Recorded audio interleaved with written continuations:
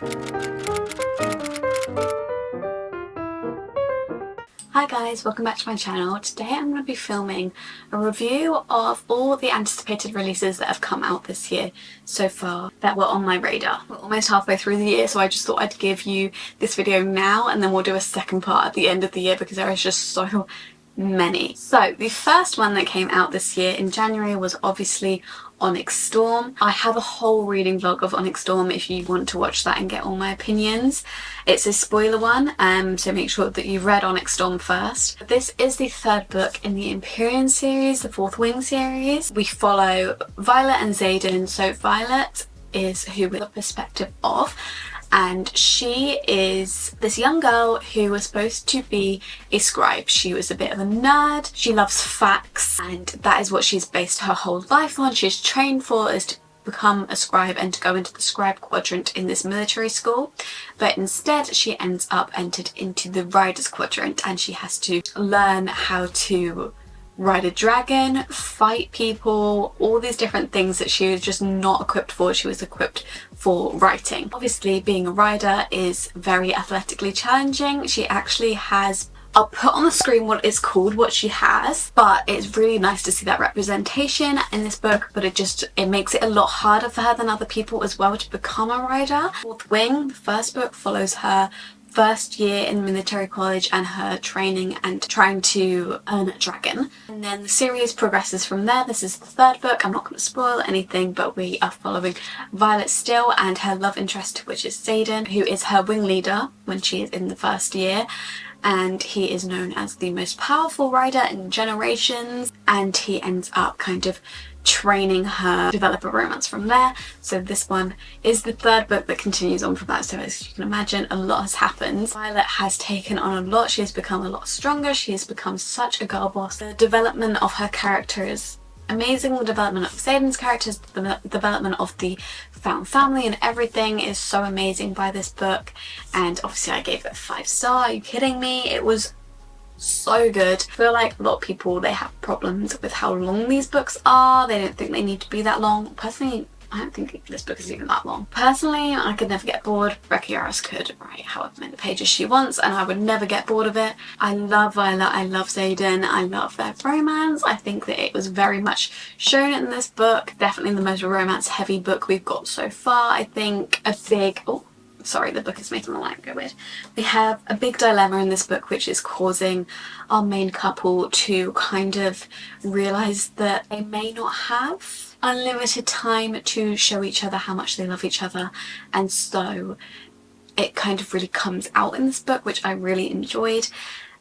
There is a lot of found family, there is a lot of different plot points going on, there's a lot of like little mini adventures going on, which I think some people had as a complaint. Personally, I really enjoyed it. I think it kept things interesting. It was very emotional, don't get me wrong. That ending, I don't want to reread this book because I don't want to read that ending, thank you very much. There were so many things in this book that Rebecca Yarros pulled out of her brain and I was like, wow. I do get people saying that it was confusing. I do think that there is a lot in there, and if I wasn't so obsessed with the series and I hadn't reread it and I hadn't loved it as much as I loved it, maybe I would find it more confusing. But I think because I love it as much as I love it, I kind of remember so much from it, so I didn't find it that confusing. I do get if it was just like one that you just casually read, you might find it a little bit confusing, but I also find it really annoying in fantasy books where they over explain things and I'm like, I know I love this series, I remember everything, like can we just get on with the plot? So I guess there's two sides of the coin. You can't have the best of both worlds. You can either have it over-explained or under-explained, and honestly I'd rather have it under-explained and just pick up on it myself rather than waste a load of pages over-explaining who each character is, what each place is and everything. It's like, we know, and if you don't know, then it is really just a Google search away. I like not being spoon-fed in a fantasy book. I'm not gonna lie, I like working for it a little bit, and I didn't find that to be a problem for me personally. Sorry, I just started reading it. This series just has something, has some sort of hold over me. It's actually like an addiction and I actually shouldn't read it anymore because the reading slump that came after this, like no book was making me feel anything after I read this, I'm not gonna lie. I was just like, luckily I had Fourth Wing reread on the go, otherwise I don't know what I would have done, but nothing was clicking for me after. There was a book that got me out of the slump. I think it might have been the first Crescent City book, and I read that in April. It took a while. It took about 3 months to fully get out of the slump. Obviously I wasn't in a slump that whole time, I was reading that whole time, and books did hit for me, but every book afterwards I was still thinking about Onyx Dawn. I'm very excited for the next one. I don't think Rebecca's even started writing it yet, I'm not even sure, but I'm very excited to see what happens in the next one. I love this series so much, and this was a 5-star from me. The next new release was Out of the Woods by Hannah Bonham Young, which I was really anticipating. And Hannah Bonham Young is the author of Out on a Limb. Out on a Limb was a 5-star book for me last year, so I was really excited to read Out of the Woods. I ended up giving it a 4-star. It was good. It wasn't as good as Out on a Limb, but it was still good. We basically follow the best friends of Win and Bo from Out on a Limb in Out of the Woods.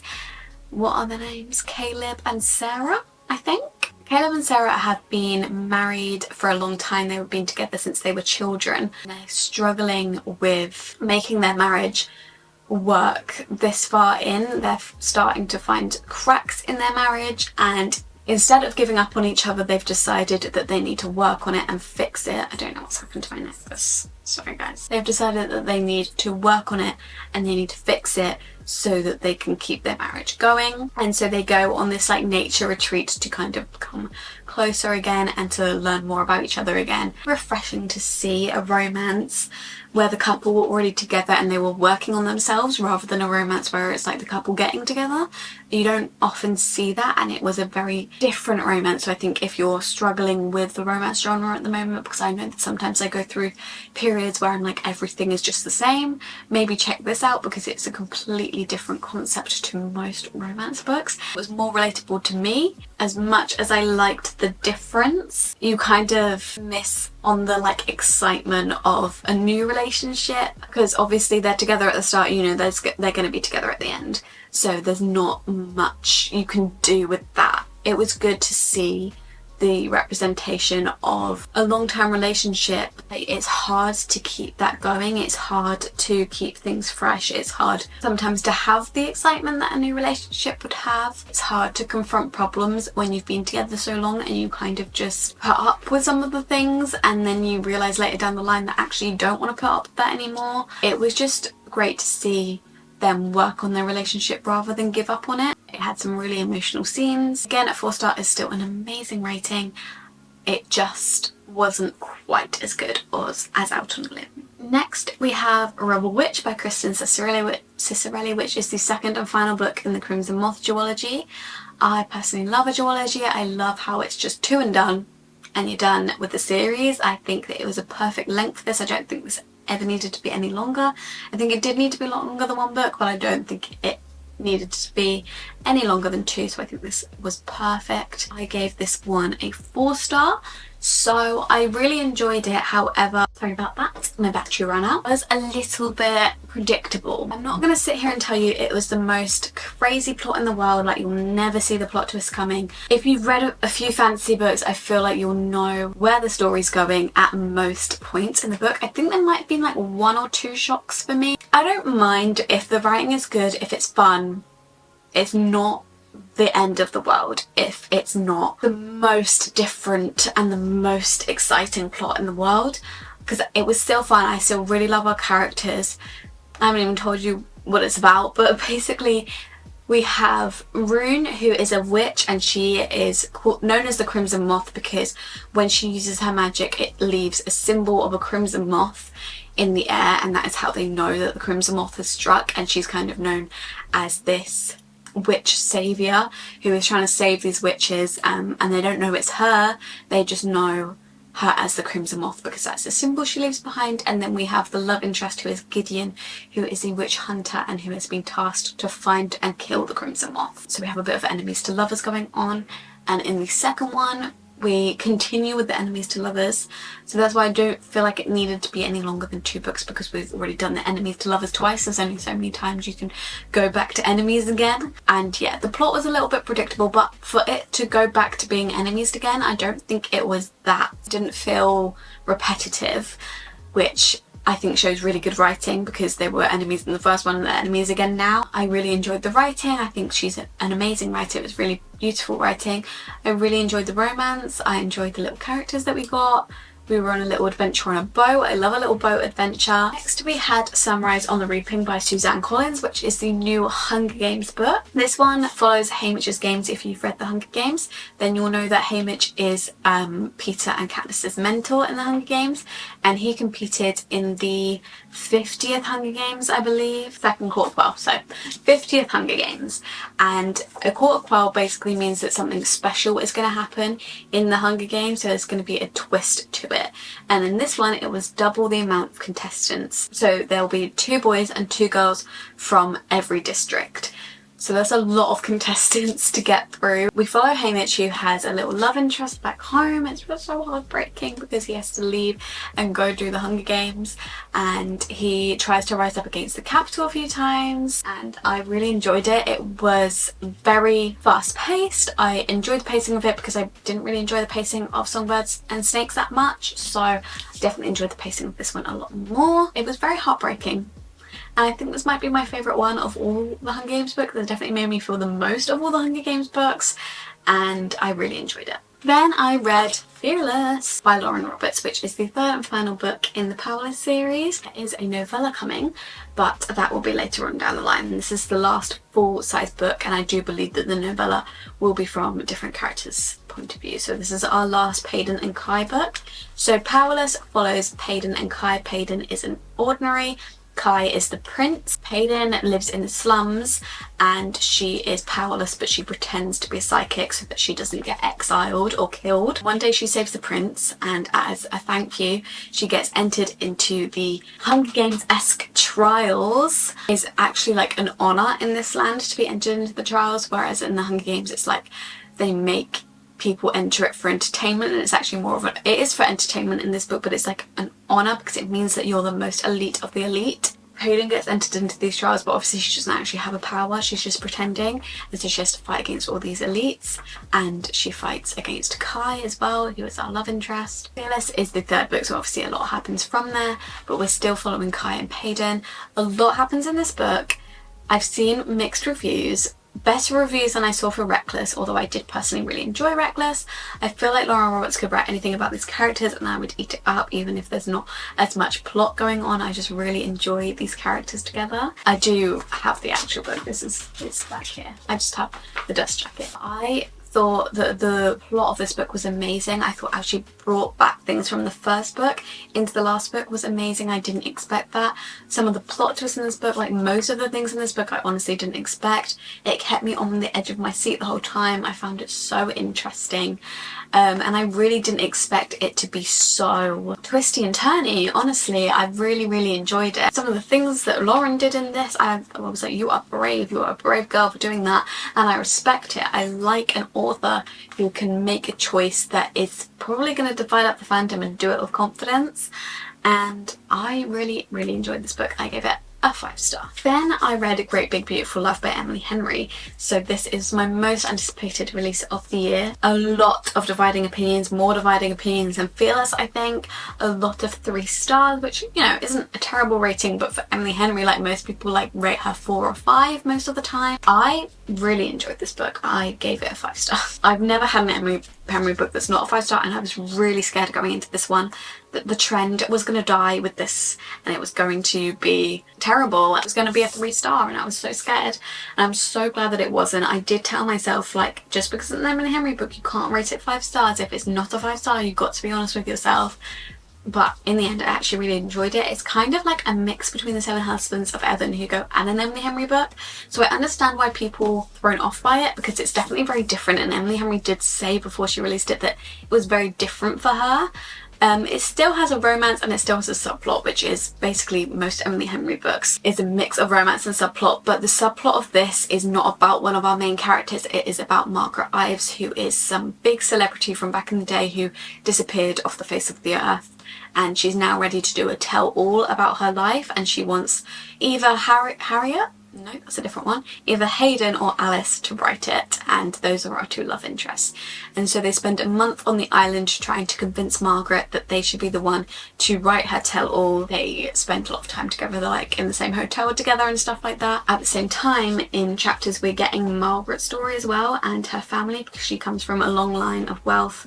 So how her wealth started with her like great-grandfather to her grandfather to her dad to her, and all the stuff that happened between that. And I did prefer the present storyline to the past storyline. I did really enjoy both. I just enjoyed this new style. I think it was really interesting to have two storylines on the go. It was a bit of a mystery as well. You had things like, is she telling the truth? What's the real truth? What's going on? And I really enjoyed that element of mystery as well. It did shock me in the end. She got me. I really enjoyed the romance as well. It was a very realistic, simple romance. They didn't overcomplicate things. There wasn't much like back and forth. It was like, no, I've decided I like you, so I like you. And I liked that. I don't think it was insta-love. Some people do think it was insta-love. Obviously we get less page time with our characters than we do in other books, just because there's a storyline of another character. And finally we have Swept Away by Beth O'Leary. And Beth O'Leary was one of my favourite authors. Basically all her books, apart from the last, have been 5 stars. Wake Up Call was a 3, I think, and this one I gave 2.5. I'm so sad about it. I'll see what her next plot is, and we'll see if I want to read her next one. But I've been a little bit disappointed by the last 2 books, which is so sad because the cover of this book is so stunning and I really wanted to love it as much as I love the cover, but I just didn't. So in this one we follow Zeke and Lexi. They have a one-night stand on this houseboat that they both think belongs to them. Turns out that the houseboat was actually sold to Zeke and it's no longer Lexi's friend's houseboat, so they end up not securing the boat, the houseboat, when they have this one night stand, and then they wake up in the middle of the ocean. And so their one night stand turns into like a week-long stand, maybe even longer than that. It's a very interesting concept. It sounds like such a good concept. I really thought I was gonna love it. I just feel like it is hard to make a book entertaining when you're basically just in the same setting all the time. I did enjoy the setting. I think that it was a nice summery read. Some things happened in this and I was like, well, the plot is really taking a different turn. So it wasn't boring by any means, but one, it is an age gap relationship. It's a reverse age gap, so the woman is older. She's 31 or something and he's 23. Which doesn't sound too bad, but as someone who is 21, not too far away from Zeke's age, I just found it kind of weird. And I don't feel like it would have been that weird if she didn't keep mentioning it, but she just kept saying how young he was and being like, oh, he's just a child, he's so young. And I was like, well, why are you attracted to him then? The ending was kind of strange. I was like, I'm not sure I'd still want to be with someone at that point. Don't get me wrong, the plot twist shocked me to my core. Like, it had potential and I did enjoy parts of it. I just didn't feel the romance at all. Like, no part of this made me kick my legs and giggle, and I don't know if that was just because of the age gap, and I was thinking about that. I also don't feel like I loved Zeke as a main character. Like, it felt like a mother and child. I don't know, I felt scared. I know it's not even like that crazy, it's just like he felt really young. Like, he felt younger than me when I was reading him, and he's 2 years older than me, but he felt younger than me. And I guess like he's a man, and like, no offense, but men do mature less quickly than girls, so maybe that's why, but he just felt really immature to me. She just kept calling him a child and it was just icking me out. A 2.5, like, it's midway. It's not terrible, but yeah, I don't know, I didn't really love it. Anyway, those are all the anticipated reads I've read so far this year. I have so many that have already come out that I haven't read yet, so they'll be in the next part, and there's more coming out later on this year. Inundated with books. I don't know what to do with myself. If you did enjoy this video, please give it a thumbs up, comment down below any of your anticipated reads for the rest of the year. Maybe I can add them to my TBR. Subscribe down below and turn on the bell, you'll be notified every time I upload. If you want to, you can follow my social medias at _libraryofeden on both TikTok and Instagram, and I will see you in my next video very soon. Bye!